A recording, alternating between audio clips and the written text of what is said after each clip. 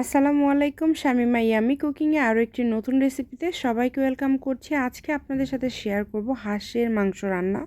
হাঁসের মাংস কিন্তু অনেকেই অনেকভাবে রান্না করে, আমি খুব সহজ পদ্ধতিতে রান্না করছি।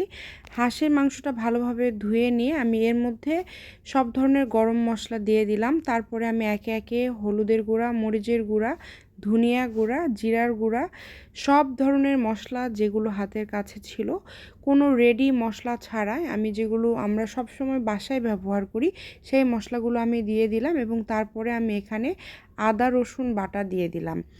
এরপরে কিন্তু পরিমাণ মতো লবণ দিয়ে দেব।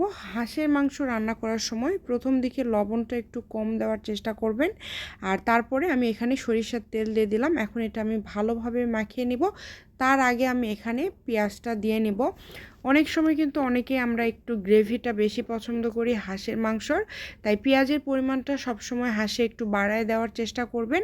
এখন আমি একসাথে খুব ভালোভাবে এটা মিশিয়ে নিচ্ছি। ভালোভাবে মাখিয়ে এটা আমি একটু 15 থেকে 20 মিনিটের মতো রেখে দিয়েছিলাম এবং তারপরে আমি এখানে একটা কড়াইয়ে পরিমাণ মতো আবারও পেঁয়াজ দিয়ে নিয়েছি, যেটা আমি তেলানি দেব এবং তারপরে সরিষার তেল। আমি ফুল রান্নাটা সরিষার তেল দিয়েই করছি। সরিষার তেল দিয়ে হাঁসের মাংস রান্না করলে হাঁসের যে একটা এক্সট্রা গন্ধ থাকে সেই গন্ধটা কিন্তু থাকে না।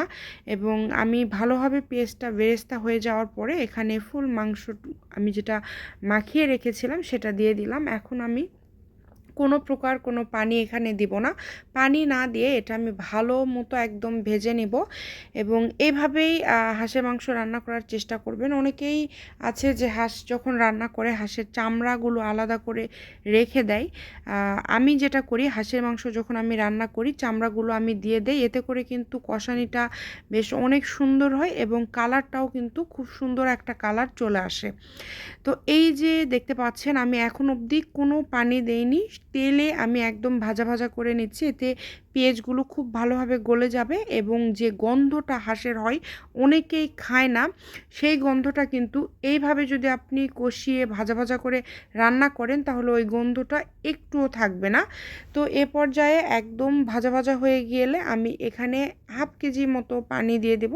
হাঁসের মাংস সেদ্ধ হতে কিন্তু একটু সময় লাগে, এটা অবশ্যই আপনারা মাথায় রাখবেন।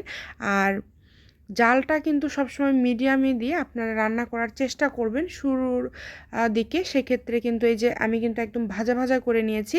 আমি দুইবার ভাজা ভাজা করার পরে আমি রসুনটা দিয়ে দিলাম এবং রসুন দেওয়ার পরে আমি আবারও কিন্তু সেমভাবে ভাজা ভাজা করে এই রকমভাবে আমি কষিয়ে নিয়েছি। তো এই সহজ পদ্ধতিতে একবার আপনারা রান্না করে দেখবেন এবং এইভাবে ভেজে ভেজে রান্না করবেন। যারা হাঁসের মাংস খায় না তারাও কিন্তু খেয়ে নেবে। তো এটা কিছুক্ষণ রান্না করার পরেই তৈরি হয়ে গেল আমার সুন্দর একদম হাঁসের কষানি।